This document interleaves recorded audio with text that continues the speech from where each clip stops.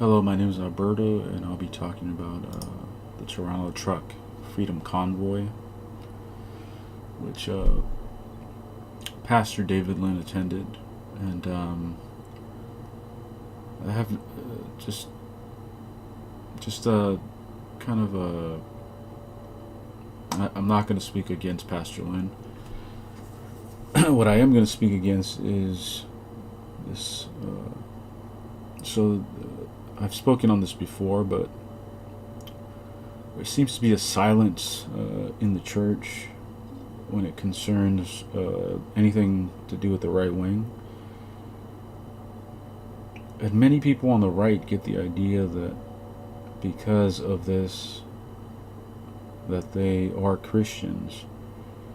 And many people believe they are Christians that are right wingers because at these rallies, many Christians show up, and many Christians support the right wing. And there's nothing wrong with some of the, being against abortion and gay marriage, but there's some extremes. There's some things that go out of the bounds of the Christian faith. And I'll touch on some of those. So, what kind of concerns me is that pastors like David Lynn, so if they ever go to a liberal rally, they'll preach sin against sin, right? But then if they're at a right wing rally, they will not preach against sin, as if there's no sinners in that crowd, as if everyone in the crowd is a Christian.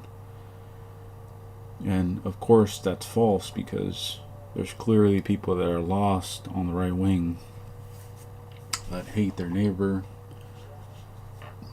and that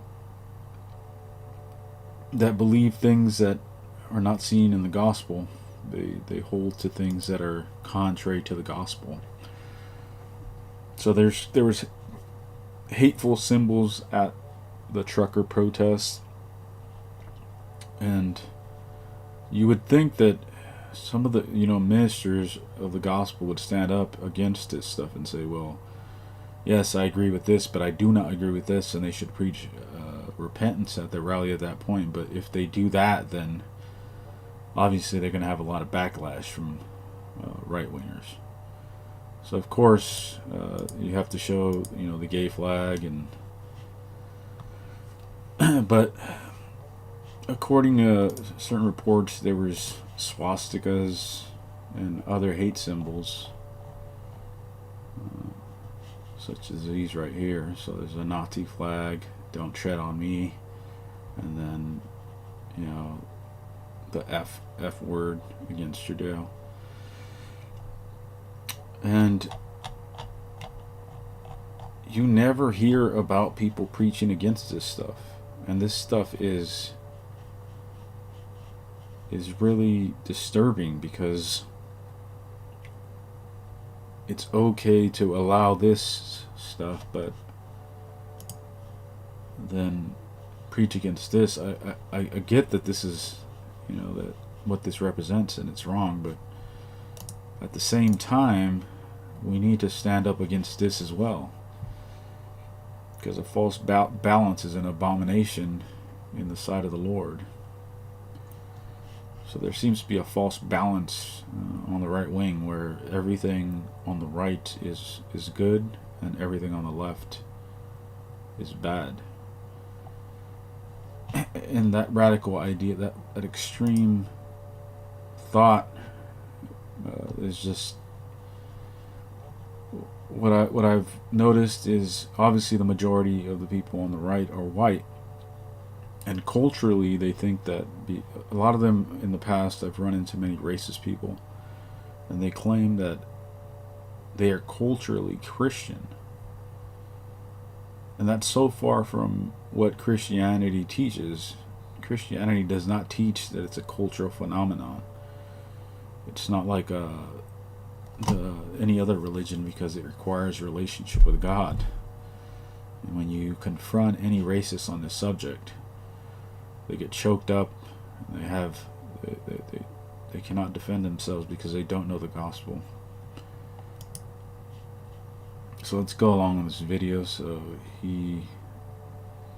they do a little bit of, I mean, they do preaching against, like,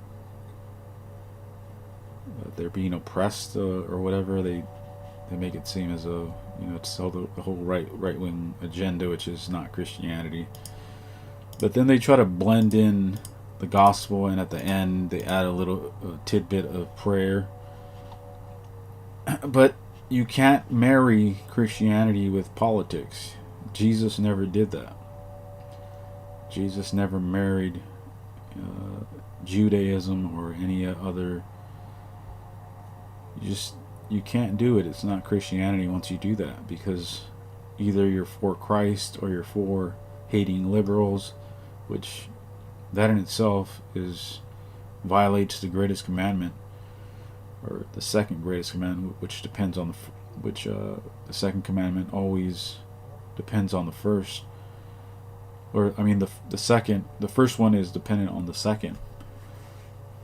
So if you can't love your neighbor, then you can't love God.